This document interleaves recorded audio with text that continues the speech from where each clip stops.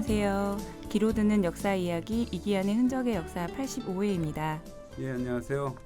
예, 이번 주 주제는요. 약간 듣기에 따라서는 뭐 우리가 뭐 중고등학교 때 중학교 때는 아니구나. 하여튼 뭐 남녀 상열지사 이야기를 한번 해볼까 하는데, 남녀 상열지사 뭐 우리 김 기자 알죠? 아, 너무 익히 듣기는 들었는데. 예, 그 글자 그대로 산의 남, 뭐 요즘 계집녀라 그러는 이상한 거, 여자여 뭐 서로상, 네. 깃불열, 갈지, 그 시문사, 그러니까 시사 이렇게 해갖고 남녀가 함께 어울려서 즐겁게 노는 장면이 나오는 노래, 뭐 이렇게 이제 우리가 해석할 수 있는 건데, 네네. 고려 가요 이런 거를 이제 그 조선 초기에 아주 고고한 유학자님들께서 낮춰서 아주 부르는 말이죠.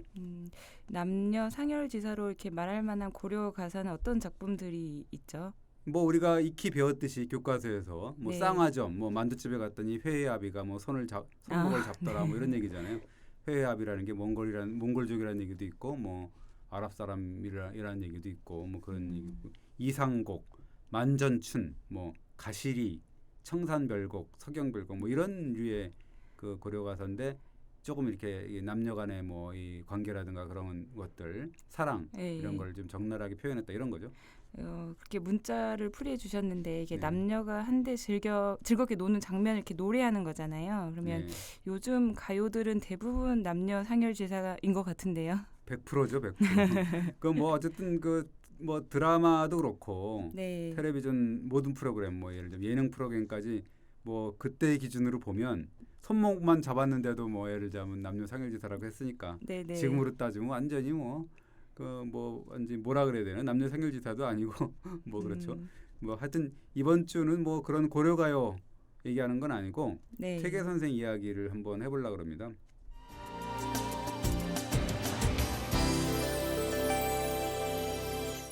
아니 근데 태계 선생님이라고 하면 저희가 이제 고고한 유학자로 알고 있잖아요. 네. 근데 이분과 남녀 상열지사는 어떤 연관이 있을까요? 그래서 이제 반전 스토리라 그러는 거죠. 그래서 이제 예. 이번 주에는 어떻게 보면 이제 퇴계 선생이 음담패설의 주인공으로 등장을 많이 하거든요. 그래서 예. 이제 좀 구전 설화에 많이 등장을 하는데, 김 기자는 혹시 낮퇴계 밤토끼 이런 말을 들어보신 적이 있나요? 아니요, 들어본 적이 없는데요. 예. 뭔가 이렇게 내용을 짐작컨대 좀 심상치 않은 이야기 같은데요. 예, 그럼 뭐 정식 문헌에 기록되거나 그런 건 아니고 구비 예. 설화에 등장한 내용입니다. 그러니까 퇴계 선생이 낮에는 뭐 의관을 아주 딱 정지하고 점잖게 이제 제자들을 가리키는 가르치는 사람인데, 밤에는 부인한테 토끼같이 굴었다. 뭐 이래서 낮퇴계 밤토끼라는 말이 생겼다. 이런 그 구비설화들이 많이 좀 있습니다. 설하긴 한데 좀 망측스러운 표현인 것 같기도 한데요. 예, 그렇습니다. 낮에는 고고한 학자였다가 예. 밤만 되면 토끼처럼 색을 밝힌다. 뭐 이런 뜻이거든요. 단적으로 얘기하면. 근데 태계 위양 선생 하면 저희가 조선을 대표하는 유학자라고 얘기를 하잖아요. 뭐 두말하면 잔소리죠. 이게 네. 도학자라고 우리가 하는데, 도학자라는 게 또 뭐냐면 유교의 도덕 학문을 연구하는 학자거든요. 그러니까 예. 우리가 이제 흔히 존천리 멸인욕 이렇게 얘기합니다. 그러면 존천이라는 건 하늘의 이치를 따르면서, 멸인욕, 인간의 욕망을 없애는 그런 어떻게 보면 도덕과 윤리의 상징이고, 그 퇴계 선생하면 그런 도덕과 윤리의 상징 인물로 비춰지는 거죠. 태계 선생은 어렸을 때부터 이런 도학자의 풍모를 갖고 있었다면서요. 예, 그 표현하는 거 보면 예. 뭐 그렇습니다. 어렸을 때부터 옷이 흐트러지거나 뭐 다리를 꼬고 앉거나 기대거나 눕거나 엎드려 있는 것을 본 적이 없다. 뭐 이런 표현이 나오고요. 네. 그 퇴계 선생은 생후 7개월 때 이제 아버님이 돌아가셨거든요. 그때부터 이제 어머니 박 씨가 키웠는데, 어릴 때부터 꼿꼿한 그 선비 기질을 발휘했다, 이렇게 나와 있습니다. 그래서 태계 선생을 이자라고 이렇게 부르기도 한다면서요. 예, 그렇습니다. 실학자인 성호 이익 선생이 이렇게 뭐 설명을 합니다. 퇴계의 언행은 사문, 그러니까 사문이라는 거는 우리가 유교에서 성인의 도를 얘기하는 거거든요. 네. 그러니까 사문의 맥을 이었다, 이렇게 추앙을 하면서 아예 퇴계 선생을 이자라고 숭모를 합니다. 그래서 그 퇴계의 언행을 가려 뽑은 그 책을 이자수어다, 이렇게 표현합니다. 왜 태계 선생을 이자라고 이렇게 표현을 하고 또 이자수어라고 책을 이름을 붙였을까요? 예, 이익이 이자수어의 서문을 쓴 걸 보면 이렇게 씁니다. 주나라 쇠락 이후에 공자가 태어났고 1500년 후에는 자주자가 나왔다. 그리고 주나라 이후에 또 2000년 후에는 퇴계 자이자가 태어났다. 네. 다행히 조선에서 태어난 사람이라면 반드시 퇴계의 언행을 따라야 한다. 퇴계의 행실을 따라해서 성인의 도를 붙잡아야 된다. 뭐 이렇게 설명을 합니다. 좀 복잡한 것 같긴 한데요. 예. 근데 주자면 주자고 또 이자면 이자지 왜 자주자 또 자이자 이렇게 표현을 한 건가요? 예, 주자와 이자 앞에 다시 자자를 쓴 이유는 사실 극존칭이거든요. 아, 예. 그래서 이제 주자 이자를 좀 더 강조하면서 네. 존칭을 더 높이는 거죠. 그렇게 이제 보면 태계 이양 선생을 이제 자이자라고 해서 아주 높여서 부른 거네요. 예, 그렇습니다. 뭐 하여튼 이자다 이렇게 한 거죠. 네. 그 사실은 그 송시열한테도 송자라고 하고 네. 그래서 그 송자 대전이라고 하는 건 이제 송시열의 시문집을 얘기하는 거거든요. 어쨌든 네. 그 이익이 그 퇴계 선생이 쓴 책 이름을 이자소란 것도 퇴계 선생의 언행을 정수를 가려 뽑았다 뭐 이런 뜻입니다. 네. 그러면서 이익은 뭐라 그러냐면 나는 한참 뒤에 태어났기 때문에 그 퇴계 선생의 그 제자가 될 수 없었다. 그저 그분의 책만 읽을 뿐 이렇게 이제 얘기를 합니다. 정리를 좀 해보자면 이익은 이제 태계 선생을 공자, 주자에 이렇게 맥을 잇는 성인으로 이렇게 흠모한 거네요. 예, 그렇습니다. 이익이 이제 이자소를 펴내면서 그 책 교정을 수남 안정복한테 맡기는데요. 안정복은 누군지 아시죠? 아, 예.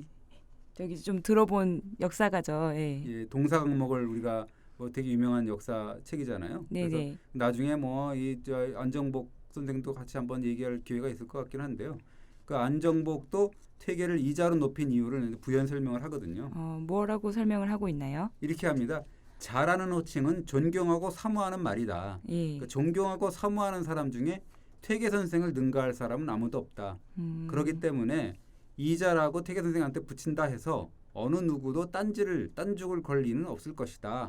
라고 하면서 뭐라 그러냐면 공자와 맹자의 말씀은 왕조의 법령과 같고 정자와 주자의 말씀은 엄한 스승의 경계 같으며 퇴계의 말씀은 자애로운 아버지의 훈계와 같다 이렇게 표현합니다.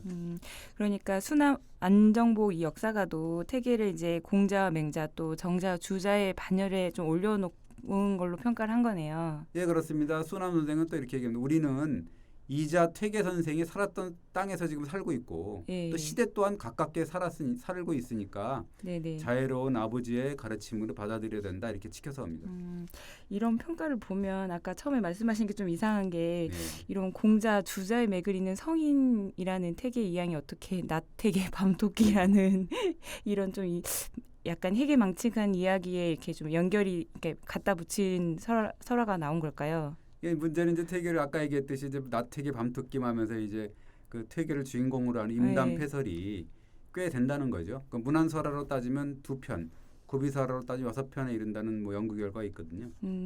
그 설화 내용들은 좀 어떤 내용들인가요? 예, 그 중에서도 그 퇴계대 율곡이의, 그다음에 퇴계대 남명조식 이런 식으로 해서 그 퇴계와 쌍벽을 이루는 인물들이 아주 라이벌로 같이 이렇게 나오는 이야기가 있습니다. 아니 음담패설에도 이 사람들과 서로 이렇게 쌍벽을 이루는 네. 이야기를 다뤘다는 게 좀 재미있는 것 같은데요. 예, 그렇습니다. 우리가 뭐 한국 구비문학 대계나 뭐 이런 구전 설화 이런 데 등장하는 이른바 그 퇴계와 율곡의 부부 생활 이야기를 보면 이렇게 나옵니다. 그 퇴계와 율곡 선생의 제자들이 모여서 두 선생님은 성현인데 부부 생활을 어떻게 과연 하는지 궁금하게 여겼다는 거예요. 그래서 네. 두 분 다 성현이니까 부부 생활도 굉장히 점잖으리라 생각을 했다는 거죠. 근데 막상 퇴계 선생의 부부 생활은 굉장히 난잡스러웠다 이렇게 표현이 나오는 거고 율곡 선생은 반면에 밤에도 아주 도덕군자처럼 의관을 차려입고 부인을 대했다. 이러니까 이제 퇴계 선생 제자들이 견딜 수가 없는 거죠. 아니 우리 스승님은 왜 그러시나 해갖고 이제 이튿날 득달같이 왜 그러시냐고 물어봤더니 퇴계는 이렇게 대답을 했다는 겁니다. 남녀관계라는 건 음양이 합하는 건데 원래 점잖게 하면 안 되는 거야 라고 했다는 거죠. 왜 점잖으면 안 된다고 말을 했을까요? 뭐 걸작이죠. 부부생활이라는 거는 하늘과 땅의 기운이 만나는 거다 이렇게 여겼다는 거죠. 그래서 당연히 하늘과 땅이 기운이 만나면 비바람이 불고 벼락과 천둥이 친다는 거예요. 그러니까 남녀관계 또한 그렇게 요란스럽게 치러야지 너무 조용하게 치르면 안 된다. 이렇게 얘기를 한 겁니다. 어쨌든 율곡 선생하고는 좀 딴판이네요. 예. 예, 율곡 선생 같은 경우는 뭐 구전설화에도 어느 순간에도 이제 도학자의 풍물을 잃지 않았다 이렇게 나옵니다.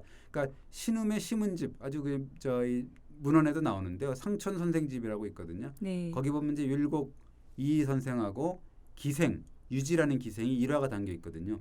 그러니까 뭐냐면 율곡 이희 선생이 원접사의 자격으로 해서 중국 사신을 맞이하러 네네. 황해도 이제 황강이라는 데를 지날 때인데 이때 황강 군수가 아주 예쁘고 제주도에 있는 기생 유지를 시켜서 네가 한번 율곡 선생을 잘 모셔봐라 이렇게 얘기를 했다는 거죠. 네. 그러니까 율곡은 이 보니까 이제 예쁘게 생겼거든요. 제주도 있고 그러니까 귀엽게 여겨서 밤도 지새고 막 그러긴 했는데 네네. 결코 낮잡아 짓은 하지 않았다. 예. 그러면서 시 한 수만 써주었다 이렇게 이제 표현이 나오는 거죠. 요즘 말로 플라토닉 러브 뭐 이런 건가요?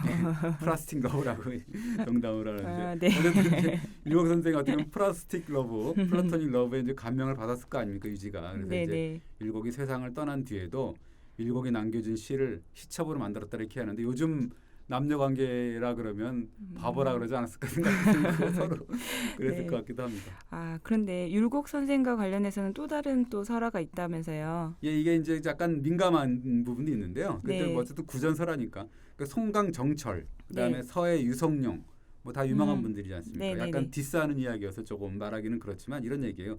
야담에 나온 얘기인데 계암만능이라는 그런 책에 나오는데 황진이라고 이제 기생 있잖아요. 예. 황진이가 그랬다는 거예요. 율곡 선생은 황진이의 재주를 아껴서 네. 잠자리를 하지 않았다는 거죠. 그래서 성인이라 그랬대요. 네. 그런데 송강정철은 황진이를 절세가인이라고 얘기를 하면서 떳떳하게 잠자리를 같이 했다는 거죠. 그래서 에이. 이제 떳떳하니까 군자라고 그랬다는 거고 서해 유성룡은 잠자리를 하지 않겠다고 해놓고 밤중에 몰래 부른 다음에 새벽에 몰래 나가라고 했다 이거죠. 그래서 소인이다라고 했다는 겁니다. 아, 이런 평가에 대해서 송강 정철이나 서해 류성룡 가문에서 들으면 좀 기분이 좋지 않을 수도 있겠어요. 근데 이제 뭐 어쨌든 구전이니까 그리고 율곡 예. 선생이 뭐 이제 목석이었다 이렇게 이제 라는 걸 강조한 설화일 거니까 용서해주겠죠. 아까 앞서 이제 태계의 라이벌로 이제 꼽히는 남명 조식 선생하고도 관련된 이야기가 있다면서요. 예, 이게 사실은 그 우리가 팟캐스트 방송이어서 근데 방송이니까 사실 육성으로 말하기가 좀 그런 내용이 있습니다. 예. 뭐 남자 여자 성기를 가리키는 단어가 있는데 그 얘기는 그러니까 우리가 제가 블로그에는 그 적나라하게 기록이 되어 있으니까 뭐 참고를 바랄 거는 될 것 같은데요. 네네. 선비한 사람이 처음에는 이제 남명 조식을 찾아와서 아주 무례한 모습을 하고 이제 물어봤답니다. 남녀의 성기를 가리키는 단어를 말하고는 이 말 뜻이 뭡니까?라고 물어봤다는 거예요. 그러니까 이제 남명이 뭔 별 이상한 놈이 와가지고 말 같지도 않은 소리를 흰 소리를 해대니까 기분 좋겠어요. 그러니까 막 쫓아냈다는 거죠. 그래서 쫓겨난 선비가 다시 퇴계의 선생을 찾아가서 똑같은 질문을 했다는 거죠.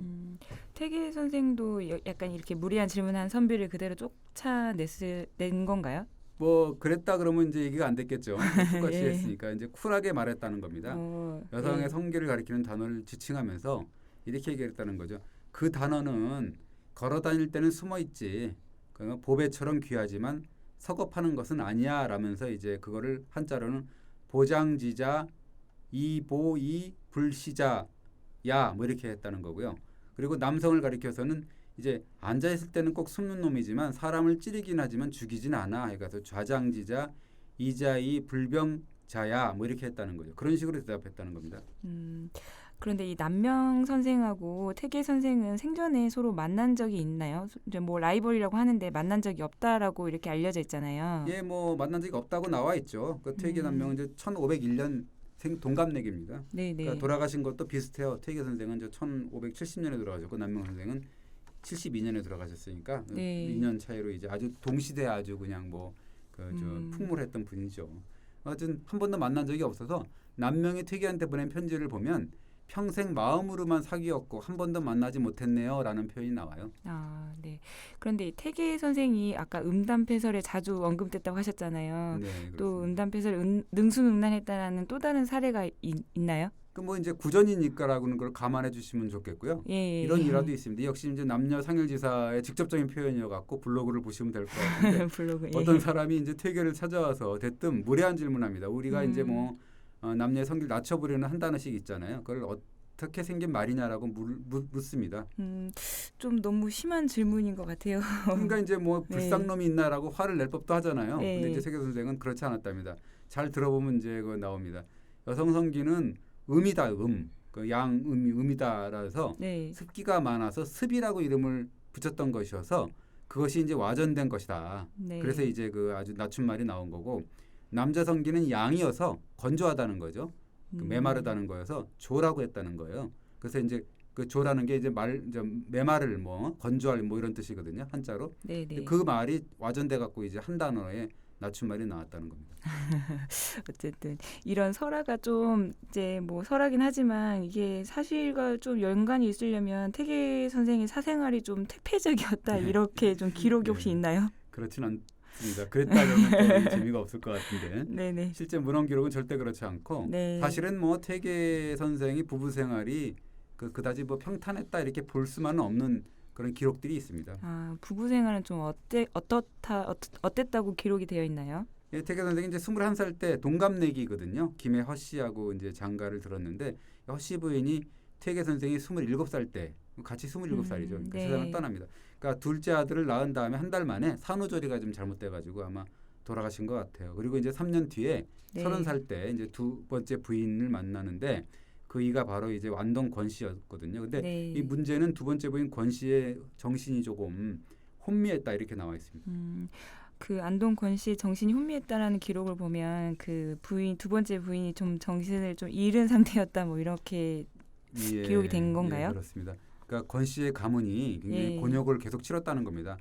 그 당시에 이제 갑자사원이 기묘사원이 신삼부옥이라 그래갖고 네. 그러니까 아주 사화가 많고 우리 가문도 저희 가문도 그때 당시에 굉장히 화를 많이 입었다고 하거든요. 그러니까 네. 어떻게 보면 연산군 때고 막 이러잖아요. 연산군 때고 중종 때 뭐 이런 거여서 굉장히 정변이 많이 일어나고 막 그랬다는 거죠. 그러니까 이제 이 아버지 권질이라는 분인데 두 번이나 네. 귀향을 가고 작은 아버지는 또 곤장을 맞고 형장에서 또 돌아가시고 또 숙모는 관비로 막 떨어지는 그런 뭐 상황을 겪었다 그럽니다. 아, 예. 그러면 그 두 번째 부인이 어린 나이였을 때 그런 약간 그런 겪었으면 마음고생도 엄청 많았겠네요. 네. 그래서 약간 이제 아까 말씀하신 대로 정신이 혼미했다는 거는 그래서 이 완동고시가 그렇게 된 건가요? 그렇다 그러죠. 그러니까 네. 아버지가 이제 두 번째 귀향을 간 곳이 이제 안동 예안이었다는 건데 그 지금 안동인데요. 예. 예안이 바로 이제 퇴계의 고향이거든요. 퇴계가 살았던 곳이거든요. 그러니까 1530년인데 그러니까 이제 그 권씨 이 아버지가 이제 9년간 거기 이제 그 귀향을 할 때인데 마침 그 퇴계가 이제 첫 번째 분이 잃은 상태였잖아요. 네네. 그때 이제 정신이 혼미한 딸을 당신이 맡아주세요라고 맡겼다는 거죠. 그거는 좀 확실한 사실인가요? 이것도 뭐 정식 기록은 없고 예. 구전입니다. 구전. 아. 그러니까 정신 잃었다, 뭐 정신이 혼미했다 이런 자체도 이제 구전설화라고 봐야 되는데요. 네. 그러니까 당시에 구전설화를 보면 이렇게 나옵니다. 권씨 부인의 아버지 권질이 퇴계 선생을 불러서 퇴계 선생보다 18년 위였거든요. 그 아, 아버지가 내 딸 좀 자네가 좀 맡아주게라고 이제 신신당부를 했다는 거고 퇴계 선생도 깊이 생각한 끝에 이제 허락을 했다는 거죠. 태계 선생도 약간 대단하네요. 예, 그렇습니다. 뭐 하여튼 그런 구전설화가 사실이라 그러면 좀 모자란 부인이지 않습니까? 그 모자란 권씨 부인하고 일화가 네. 이제 구전설화로 많이 나와 있습니다. 예를 들자면 할아버지 제삿 날인데 식구들이 이제 큰형제에 모였다는데 네네. 제사상에서 이제 배 하나가 떨어졌답니다. 그러니까 권씨 부인이 잽싸게 배를 집어넣어 치마 속에 숨겼다 그래요. 그래서 형수가 그걸 보고 동서를 나무랐답니다. 동서 그거는 과일이 제사상에서 떨어진 거는 정성이 부족했다는 거야. 그 치마 속에 그 감추면 어떡해라고 이제 약간 꾸짖은 거죠. 그러니까 네. 옆에 있었던 아낙네들이 이제 손을 가리고 웃고 막 그랬다는데 그때 이제 퇴계 선생의 남편이 짠 하고 나타났다는 거죠. 짠 나다고 나타나서 태계 선생이 뭐라고 했을까요? 자취정을 이제 들어보고 예. 퇴계가 형수한테 돌아가신 할아버지도 귀엽게 봐줄 거니까 용서 좀 해주세요라고 정중하게 사과를 했고 네네. 그런 다음에 이제 나중에 부인을 불러서 왜 배를 숨겼냐라고 물어보니까 네네. 부인은 먹고 싶어서 그랬다 이렇게 대답을 했다는 거예요. 네네. 그 퇴계가 이제 치마 속에 감춘 배를 손수 깎아주었다라는 건데 이 퇴계 부인, 권씨 부인의 치마 속 배 사건 이게 여러 버전이 있습니다. 그 중에 하나가 이제 대추 버전인데 네. 이 제사상 주변 서성거리다가 대추 하나가 떨어지니까 냉큼 집어먹었다는 거예요. 그러니까 친척들이 퇴계한테 따가운 눈촉을 쏟아내는 거죠. 부인한테 그럴 수는 없으니까. 그러니까 네네. 퇴계가 또 부인한테 물 감쌌다는 거죠. 이게 손자 며느리가 이 먼저 음복을 하는 거는 분명히 예절에 벗어난 거지만 할아버지도 손자 며느리를 귀엽게 봐줄 겁니다. 노여하지 않을 겁니다라고 이제 두둔을 했다는 거죠. 어쨌든 태계 선생은 부인을 감싸려고 엄청 애를 썼네요. 예, 그렇습니다. 뭐 여러 얘기가 있습니다. 어느 날 퇴계가 문상을 가야 되는데 예. 도포를 입으려다 보니까 너덜너덜 했다는 거예요. 그래서 이제 권씨 부인한테 좀 꿰매달라고 하니까 하얀 도포인 거거든요. 예. 그러니까 빨간 헝겊으로 기어졌답니다. 그래서 이제 예. 퇴계는 아무 소리 않고 그 빨간 헝겊으로 꿰맨 하얀 도포를 입고 상가에 갔다는 거죠. 상가에서 그 차림을 보고 좀 수군댔을 것 같아요. 근데 문제는 이제 그 태계 선생이 유교의 예법에 아주 정통했을 거 아니에요. 근데 예. 너도 나도 아니 원래 힌두포 같은 경우는 그렇게 빨간 헝겊으로 아. 비워야 됩니까라고 물어봤다는 거죠. 그래서 예. 태계 선생이 싱긋 웃기만 하니까 당대 이제 그것이 유행이 됐다는 거죠. 그것도 예. 이제 부전설하죠. 하얀 덮에 빨간 헝겊 이렇게 하는 게 네네. 유행이 됐다는 거고 이게 또 출근 버전이 있습니다. 그 태계가 아내가 꿰매진 어떤 흰 바탕에 빨간 헝겊 조각 도포를 입고서 조회에 예. 참석을 했는데 출근했다는 거예요. 그러니까 무무백관들이 그걸 보고서 아 이게 원래 그렇게 해야 되는 겁니까라고 물어보고 뭐 그랬다는 거예요. 그러니까 싱긋 웃으니까 조정에서는 그 당시에 원래 대인배는 저렇게 하는 거구나라고 하면서 이제 따라했다. 뭐 이런 부전설화가 있어요. 그것도 정말 사실이었을까요? 예, 뭐 하여튼 뭐 별의별 얘기가 다 있습니다. 벼루물이 떨어졌는데 네. 좀 채워달라 그러니까 권씨 부인이 커다란 물동이를 이고 와갖고 네. 벼루에 정확하게 들이붓더라는 거죠. 그래서 이제 물론 어이구. 태계 선생이 아무 말 없이 기다리고 있다가 네. 조용히 글씨를 썼고 어쨌든 간에 이제 이런 일화들이 네네. 물론 이제 허구였거나 네네. 과정이었겠죠. 네네. 이제 이거 남편이 정신이 혼미한 부인의 어떤 모자람 이런 거를 네. 묵묵히 채워주었다라는 어떤 속 깊은 남편의 모습을 보여줬다 이렇게 볼 수가 있습니다. 이게 약간 결혼 전부터 약간 정신이 혼미했다라고 알려진 부인과 결혼을 하고 또 부인과 결혼해서 끝까지 책임진 것도 그렇고 좀 대단한 남편이었다 이렇게 보여지는데요. 예, 그렇습니다. 한 16년 정도 결혼 생활을 했는데요. 네. 그러니까 권씨 부인도 또 첫 아이를 낳다가 그만 이제 돌아가시고 맙니다. 그러니까 이제 태계 선생이 이 내 죄하고 애기 쌓여갖고 이런 일을 당한 거다라고 굉장히 슬퍼하면서 그 태계 선생이 이제 아들한테 편지를 보낸 걸 보면 네네. 그 권씨 부인에 대한 애틋함 같은 게 절절히 배어 있어요. 놀랍고 애통해서 어쩔 줄 모르겠다. 영원히 이별하는 아픔 뭐라고 말할 수 없구나라고 이제 썼다 그럽니다.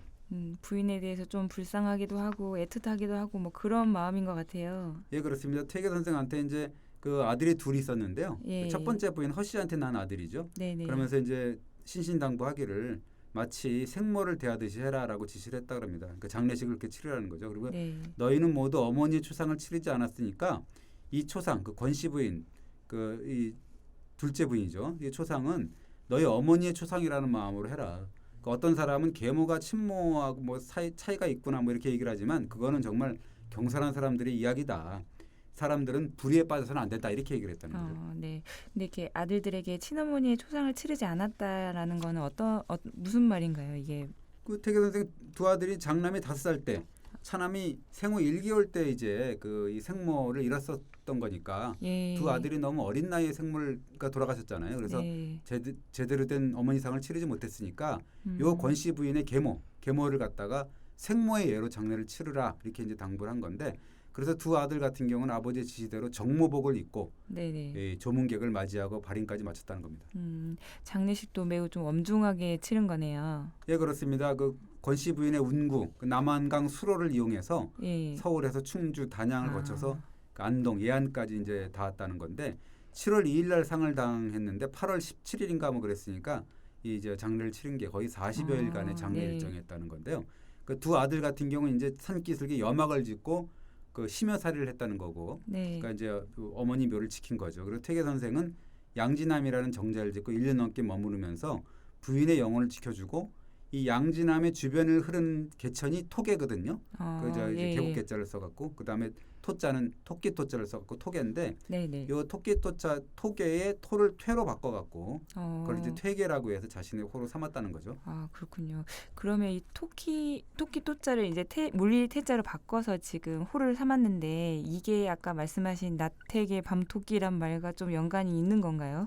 예, 그럴 가능성이 많은데 이게 나중에 희화돼 갖고 이제 무슨 뭐 네. 그렇게 했을 가능성이 좀 있긴 있겠죠.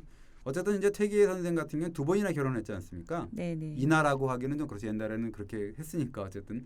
근데 마냥 행복하지는 않았다 이렇게 나와 있습니다. 그러니까 1569년이니까 세상을 떠나기 1년 전에 네. 이 태계 선생이 아주 까마득한 제자 이하명이라는 제자한테 편지를 써줍니다. 아마 그때 당시 이하명이라는 제자가 굉장히 부부 사이가 안 좋았다 그럽니다. 그래서 뭐 네. 꼴도 보기 싫을 정도였다는 거죠. 그래서 이제 서로 묘했다는데 그때 이제 태계 선생이 제자를 위해서 편지를 한 장 써준 게 있어요. 그 편지 내용에는 태계 선생의 이 부부 생활에 대해서 좀 나와 있나요? 약간 이제 뭐 부부가 아니라는 게 나와 있는데요. 편지에 이런 내용이 있습니다. 아내의 성질이 너무 나빠서 절대 고칠 수 없는 경우가 아니라면 네. 부부관계의 책임이라는 건 모두 남편한테 달려 있는 거야 라고 얘기를 했다는 거죠. 남편이 자기 자신한테 책임을 돌리고 잘 처신해서 부부의 도리를 잃지 않는다면 그 아주 윤리도 무너지지 않을 거야라고 하면서 나는 2번 장가 들었는데 네 굉장히 좀 불행했어. 그동안 괴로울 때가 많았네. 자네도 거듭 생각을 하고 그 고치도록 하게나 이렇게 이제 얘기를 했다는 거죠. 이런 내용을 보면 태계 선생이 약간 2번의 결혼 모두 약간 행복하지 않았다 이런 말씀을 하신 거네요. 예, 뭐 그렇겠죠. 그리고 뭐 부부 생활이라는 게 뭐 좋을 때만 있는 건 아니지 않습니까? 네, 이렇게 네. 뭐 그렇게 말하려고 하다가 이제 할 수 있는 건데 우리도 뭐 그 저 김 기자도 그렇지만 나도 그런데 부부 네. 이렇게 생활하다 보면 어떻게 보면 꼴 보기 싫을 때가 있거든요. 그러니까 아주 쳐다보기도 싫을 때가 있잖아요. 안 그러는가요? 아직은 신혼이라 그런가? 아직 말하지 않겠습니다. 아주 진짜 그 부부 싸움을 할 때 보면 정말 남보다 더 왜냐하면 네네. 이해를 못 해주는 차라리 남이면은 난데 더 자기를 서운하죠. 네. 더 이 생각해주고 이해해줄 대상이 잘 몰라하고 자꾸 이렇게 못 해주면 오히려 더 꼴도 보기 싫을 때가 있지 않습니까? 그래서 네. 어떻게 보면 이제 그랬을 가능성이 좀 있는 것 같은데 음. 이 성호 사설에 보면 그렇게 나와 있습니다. 태계 선생이 아까 얘기했던 제자한테 보낸 글에 내가 일찍이 재치를 했는데 재혼을 했는데 매우 불행한 일이었다. 그 사이에 마음이 산란하고 그래서 답답해서 견딜 수 없는 때가 많았다. 뭐 이렇게까지 이제 얘기를 했다 그러는 거죠. 어쨌든 이 태계 선생이 편지를 받은 그 제자 이하명은 그 편지를 보고 좀 느낀 바가 있었을 것 같아요. 가슴 깊이 새겼다 그러는 것 같아요. 예. 스승이 보낸 편지를 읽고 이하명이 비로소 부부의 도리를 닦았다 이렇게 얘기를 했고 네. 이하명의 부인 같은 경우가 이제 좀 그런데 그 태계 선생이 돌아가시자마자 3년 동안 음식을 삼갔다 이렇게 소식을 했다라는 표현이 나올 만큼 아주 고마워했다라는 거죠. 어쨌든 남편이 잘 참아야 한다라고 이제 태계 선생이 가르침을 주셨는데 어쨌든 허물을 아내 탓으로 돌렸던 이 제자 이하명의 마음을 바꿔놓은 거니까. 그렇죠. 예. 그러니까 어떻게 보면 이제 태계 선생 한마디가 제자 이하명을 애처가 공처가로 만들었는지 기처가로 만들었는지 어쨌든 그렇게 만든 거라고 볼 수가 있는 거죠.